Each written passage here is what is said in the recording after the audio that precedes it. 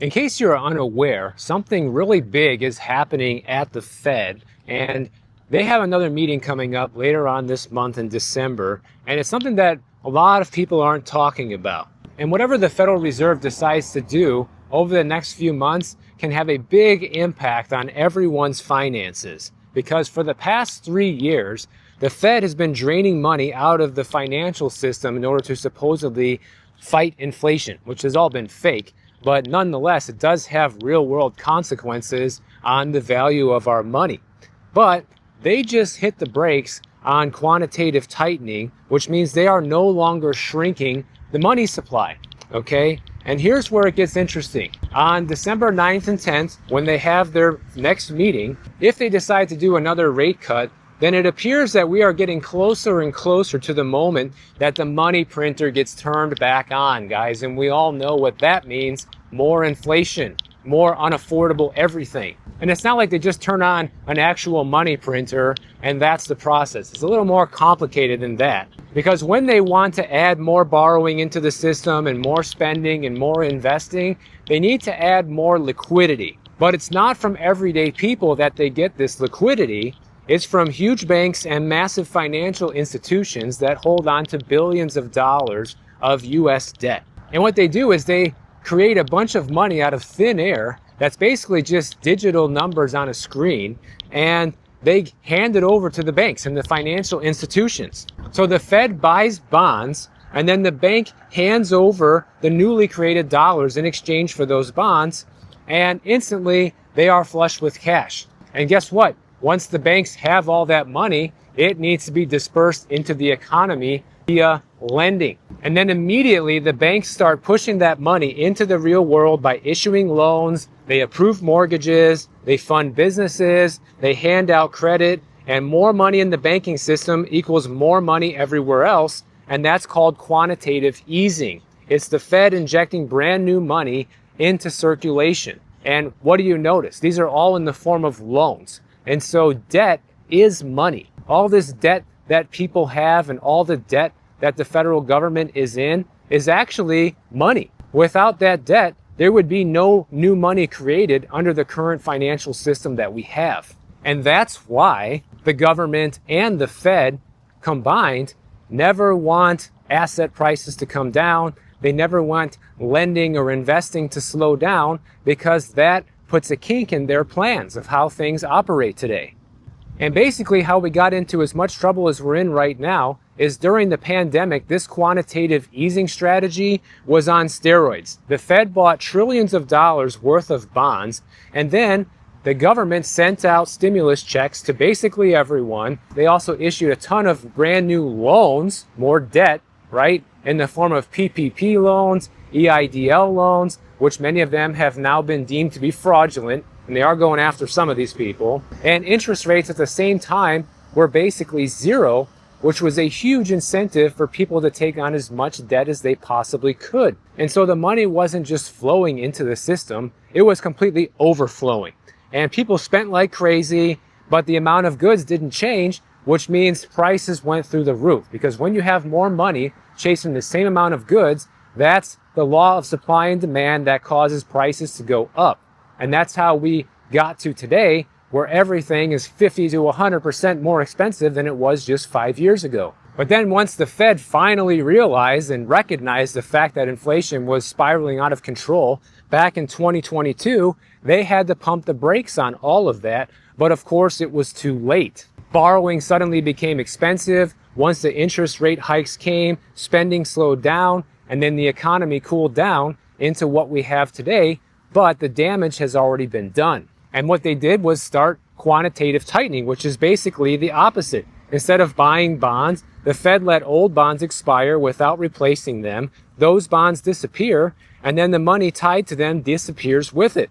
And for 3 straight years, the Fed was moving liquidity from the system, shrinking their balance sheet, and reducing the money supply. By the way, today I'm walking down Broad Causeway right along Biscayne Bay here to give you guys some beautiful Florida winter views. But here's where the problem starts, because QT was announced that it's going to be ending on December 1st, and that's a huge clue that something behind the scenes is happening right now. When the Fed suddenly stops draining the system of liquidity, it usually means they're worried the system is getting too dry. And once QT ends, then the next step in this cycle is QE. However, we're not there yet, but it's definitely looking like it's an inevitable that this is going to happen. Because the sequence of events typically goes like this. First, they stop QT, then they pause the balance sheet, which is where we're at right now, and then they start buying bonds again, and that's the moment the money printer officially restarts. And once we see this start to happen, this is where everything's going to change again financially for everyone. When this happens, the stock market's probably going to go up even higher than it is, and there's a possibility real estate could see a tailwind, although I think if it does, it's only going to be temporary because most people still won't be able to afford to buy homes. It's not going to fix that problem. But borrowing will definitely get cheaper as interest rates come down, and more financial institutions will have an incentive to give you a loan, which could spur a little bit of that resurging demand in real estate.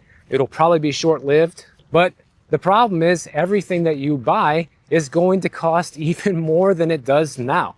And I think a lot of people can't even comprehend that. Like even me, guys, like thinking about how much prices have gone up, I can't even begin to fathom things getting even more expensive than they are now, or how anybody's really going to keep up with that.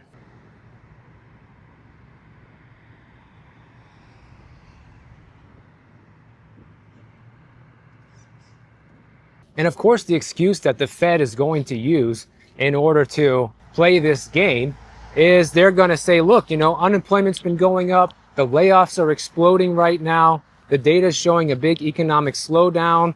We don't want to end up in a recession, even though we're already in one. So we need to do all this in order to prevent the next recession. The law against recessions, as one of my viewers, Rainer, likes to put it. And this seems to be the game plan repeatedly over and over again every single time we get into some sort of financial trouble.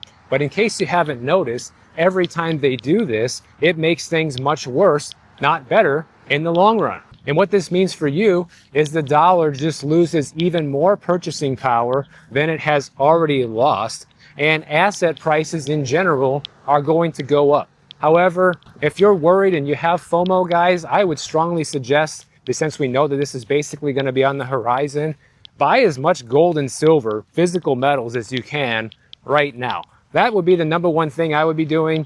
I don't really care what other people do or say. That's what I like to do, because the fact of the matter is gold and silver is beating every other asset class by a wide margin right now. It's putting Bitcoin to shame. It's putting real estate to shame. It's putting the stock market to shame. And it puts those things to shame even more when you price all of those items in gold. Like none of those other investments even hold a candle to gold right now. I mean, that's not investment advice. It's just my personal opinion about how things are going and what I would be doing right now if I was worried about inflation and worried about my future purchasing power. That's the best thing that the average person can do. Because let's face it, a lot of people don't have the money to invest in a lot of other things. Sure, you can buy fractional Bitcoins, you can invest slowly into the stock market, but why would you do that if it's not even the best investment, if it's not even returning anywhere close to what gold and silver is? But it also means that the average person should be building their emergency fund right now. Make sure you are working your way towards having 6 months to a year's worth of emergency savings. Because once inflation hits us again, round two, that 6 months to a year worth of emergency savings is now only going to be worth 3 to 6 months of emergency savings, guys. So you have to be even more prepared than you think right now. And owning gold and silver will help you in a massive way to preserve a lot of your purchasing power.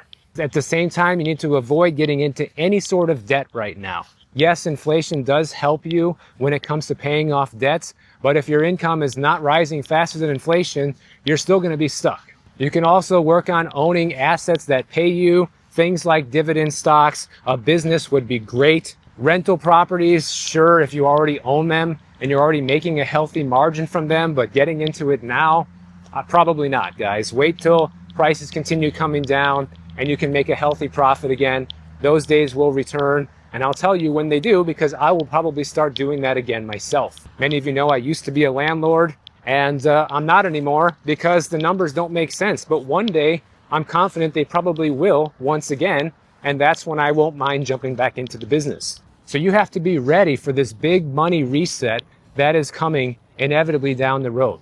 You think they're going to choose to just let the entire economy crash and go into a deep recession? They're going to continue pumping more money in. They're going to continue lowering interest rates and use the poor economy as the backdrop and the excuse of why it's a good idea to do this, even though every time they've done it in the past, all it has done is made that situation 10 times worse. But at least if you know that this is going to be happening right now, then it gives you a leg up and the ability to start preparing for it before it's too late. Because already the personal finance system is completely rigged against ordinary people, guys. In fact, an economist called John Campbell, he recently came out and said that mistakes that are made by the lower income Americans subsidize the wealthy. And this is how this happens. Poor households rack up fees and interest and costly errors, and this extra revenue helps companies offer better deals to financially savvy and wealthier customers. You can use credit card points as a great example of this. You know, if you are a high credit score borrower that always pays their bills on time, you get to reap some pretty good benefits by using the credit card and receiving points or cash back. I'm one of them. I do that. And that's why I buy everything with the credit card, if at all possible, because they're essentially paying me to use it, and it costs me nothing because I never pay any interest. I pay off the bill every month. But with the way the system currently works, you have poor people unintentionally paying to make financial products cheaper for the rich. Now, I guess you could say it's intentionally designed that way, but it's not really about taking from the poor and giving to the rich. It's just rewarding good financial behavior. It just so happens to be that a lot of people who are poor also make a lot of bad financial decisions. That's one of the main reasons that they're poor. And that's why I like to talk about so much of this stuff on the channel, because the more educated everybody is, then the better decisions people can make.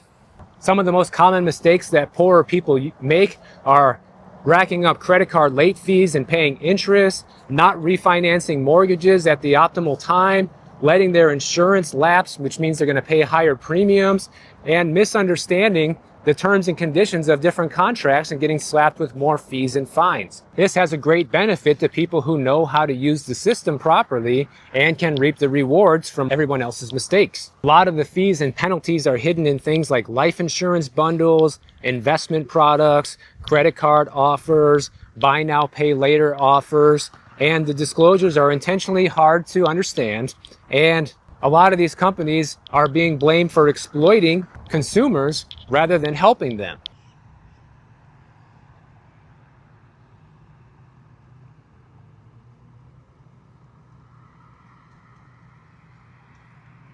Well, let's face it, all these companies are in business to make a profit, and one of the ways they make a profit is hoping that you slip up and make a late payment. They're counting on the fact that you're not good with money, guys. So who does this really come down to? Can you really be mad at these companies? Because if everybody did the right thing, if nobody ever missed a payment, if everybody paid off their credit cards in full, I guarantee you credit cards would not be nearly as profitable, and you wouldn't be seeing all these benefits available, because really they would only be able to make money off the merchant fees. That's it, rather than a ton of money from interest from people who are screwing it up. And this is one of the reasons why you see the entire financial system and households under a lot of stress right now, because a lot of people were never taught how any of this stuff works and are forced to navigate it on their own from a pretty young age.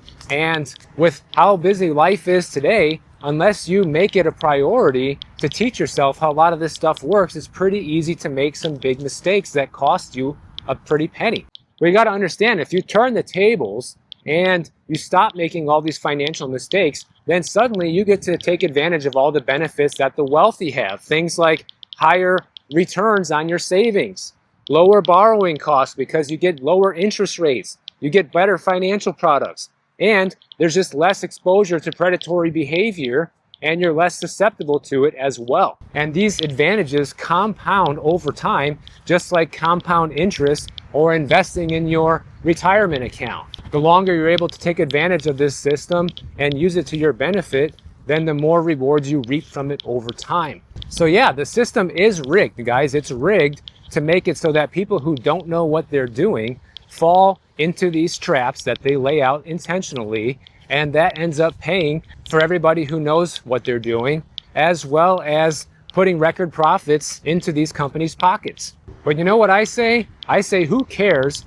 if there's ever any regulations under this? If the government certainly doesn't need to step in, which is what these economists who are writing this book suggest should happen. They believe that the government should step in and put a bunch of safety nets in place so people don't fall victim to this stuff. But in reality, all you need to do is educate yourself on how these things work, and it's 100% free, guys. My channel is one example, and there are probably thousands of other channels on YouTube where you can literally watch a video on the internet for free and learn a ton and not make any of these mistakes ever again. And that's with zero government intervention. And we know that every time the government does intervene into anything, they usually end up making it a lot worse. Just look at the early part of this video where we talked about how the financial system is set up and what's probably coming down the pipeline soon. And anybody who's made it this far, I want to give you some great examples of things you can do and mistakes you might be making right now to improve your financial situation, guys. Number one thing is a lot of people are paying for services that they're not using. Things like subscription services that automatically get charged to your credit card every month, like streaming services or a gym membership that you never use, or that spa membership where you said you were going to go and get the massage at least once a week, but you never do it, stuff like that. If you're not looking at that stuff regularly and cutting off things you're not using, you are just literally throwing money down the toilet every single month. Even cutting out things like regular food deliveries with Uber Eats or Grubhub and all those tips that you have to pay, as well as the high fees that those platforms charge. And running through your last couple of credit card and banking statements can really help you identify some of these things that you can eliminate. The next thing a lot of people do is mindlessly making contactless payments. You know, they make it so easy these days to charge anything using Apple Pay on your phone, or I'm sure Android has their own version of that. You just tap your phone to the credit card reader and you automatically pay for stuff. You barely even see what the charge amount even is. You don't even care. You just put the phone up and charge it. So they've made it so that there's essentially no resistance to spending money, and the easier it is to spend, then the more you likely will spend. So the best method that people can use if you are one of these people that swipes the credit card too easily or use the Apple Pay too easily is you have to cut your own self off and go back to using cash, guys. Like, you have a budget, you got $300 in your wallet for the week, for example, and that's what you have to spend in cash. Once that's gone, you can't spend any more. And that will force you to decide and scrutinize your purchases much more heavily and stick with your budget. And if you have to spend more than that, then you are consciously going over your budget and you know where you can make some room for improvement. Another financial mistake people make today is letting valuable items collect dust in your house. You know, selling things online has never been easier. There's so many different platforms. You got OfferUp, you got eBay, Facebook Marketplace, just to name a few. And that antique that you got from your mom's estate 10 years ago might be worth a fortune, but it's just sitting in the basement collecting dust. And I'm sure a lot of people have boxes of things sitting around collecting dust, and especially if they're old, they could be worth a lot more than you might think. In fact, many households are full of valuable things that a lot of people overlook, like books and jewelry to old coins, even your lawnmower. So you can simultaneously declutter your house and make a little extra money on the side while doing it.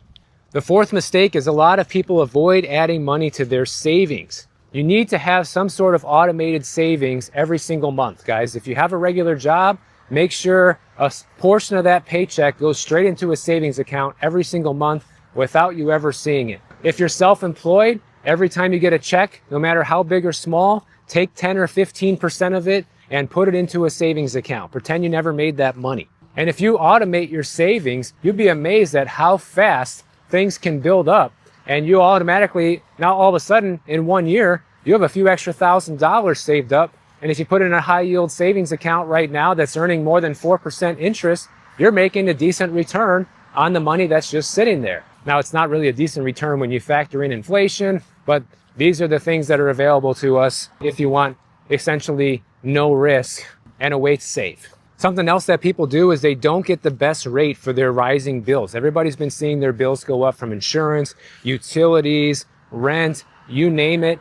People aren't shopping around as much as they should. They just cave in and pay because it's easier. Like, let's face it, guys, it's easier to stick with what you have than to try to find something new. Nobody can argue with that. But if you really set aside some time and you go through your bills, you might be surprised at how much you can actually save by switching providers of different services, or moving if your rent is too high, or just canceling things you don't even use anymore. Like if you have a home phone, a landline. The sixth problem, which is something a lot of people just fell victim to about a week ago, is overspending on the holidays. In fact, 67% of people right now are guilty of overspending on the holidays or overspending on a recent vacation, and they blame inflation. Rather than taking personal responsibility for spending more than they should, they're blaming inflation, which, yeah, things are more expensive. That doesn't give you the excuse to buy something that you can't really afford. And we know people did this because the buy now, pay later sales absolutely exploded to record highs, 11% increase year over year. And why are people using that? Because they don't have the money today. So it's insane. The seventh big mistake people make is they ignore their bank statements or their credit card statements. You don't really scrutinize your transactions and see where all of your money is going, kind of going back to how easy it is to spend money these days. And the larger those statements get, the lazier people get to review it because it's more work. I can even relate to that too. On months when I spend a lot, I hate going through the credit card statement and scrutinizing every transaction, and sometimes you forget what something is because the name doesn't match the company that you spent at, whatever. I know it sucks, but it's a necessary evil if you want to understand where all of your money's going. And sometimes there's fraudulent charges, especially with credit cards. You have to watch out. Sometimes this can go on for months if you don't check your statements, and then if it goes on long enough, you might not even be able to get that money back by filing a dispute. So it's really in your best interest to be reviewing your financial statements every single month. The eighth thing that people are guilty of right now is mindless spending. People buy a lot of fast fashion, especially women are guilty with that. Buying a lot of these cheap clothing items that come out every single quarter of the year to try to have the trendiest thing, or a lot of these simple purchases that don't look like a lot and seem harmless. Oh, $10 here on TikTok for something, or another $20 here at the grocery store that I wasn't planning on, but hey, that looks good. Things like that add up. And just by stopping and asking yourself if you really need something before you make that purchase can really stop you in your tracks and help you make better decisions. Buy now, pay later is a perfect example of how people are screwing it up, okay? Buy now, pay later services revealed that 15% of adults are missing important bills to ensure that they have the money to meet a buy now, pay later deadline. And 16% are missing buy now, pay later payments regularly. And of course, the problem with stuff like this is it encourages you to overspend beyond what you can really afford by making it sound very easy to just catch up and make those 4 easy, simple payments. And the ninth big mistake that a lot of people are making is they miss out on free money. If you're not checking if you're eligible for any financial support or tax deductions or down payment assistance, you've only got yourself to blame right now. The taxes are not just a huge bill, but it's one of the largest bills you ever have in your lifetime. If you're not getting the child tax credits or the education credits or the mileage write-offs for work or whatever, every single deduction you leave on the table is money that you're just also flushing down the drain, guys. And everything we just talked about here is really just the tip of the iceberg. There's a lot of different things people can be doing to improve their financial situation right now. Those are just a handful of them. But that just goes to show you that if you don't know even a few of those things that we just talked about, there's a lot of things you can do to improve your financial situation and not fall victim to the whole financial system that is rigged against you. Because it is rigged against you, but if you know how to use it, it also works just as good in your favor. So if you guys enjoyed this video, let me know in the comments below anything new that you might have learned or you're going to change. And if you don't want to wait for my next video to come out, check out this one on the screen right over here, and I'll see you in the next one.